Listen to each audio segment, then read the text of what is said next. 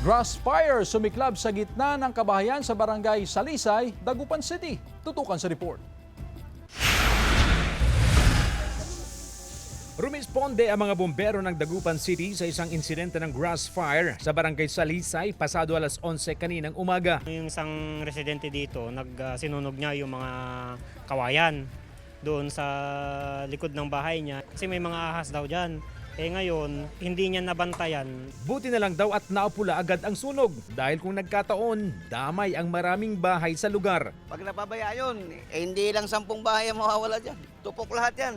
Dikit-dikit ang bahay dyan eh. Pinatawag sa barangay council ang residente para sa investigasyon. Wala pa siyang pahayag. Sa Urdaneta City, isang stall sa barangay Poblasyon ang nasunog. Agad naman daw itong naagapan ng mga rumispondeng bumbero. Iniimbestigahan pa ang sanhi ng sunog at kung magkano ang halaga ng pinsala nito. Walang nasaktan sa insidente. Kasama si Henry Duminsil, CJ Torida, One North Central Luzon.